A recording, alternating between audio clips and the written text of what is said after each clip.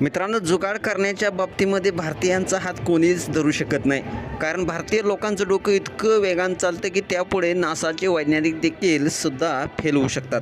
होय, आता हा जुगाड पहा. एका व्यक्तीनं बाईकपासून चक्क 4 चाकांची गाडी तयार केली आहे.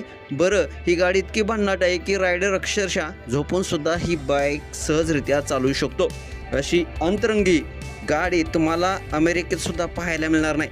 तुम्हाला या व्हिडिओमध्ये तो व्यक्ती उशी घेऊन झोपला आहे आणि मस्तपैकी आराम करत गाडी चालवण्याचा आनंद घेतोय.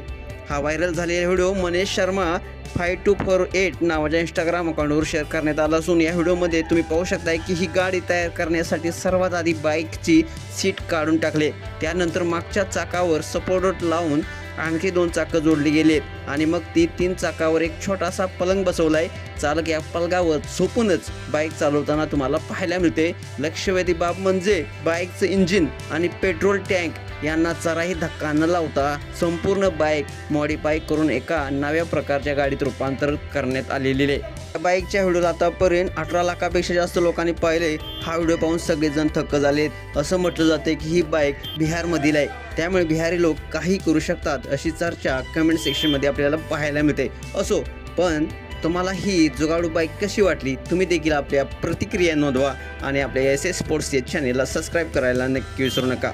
धन्यवाद.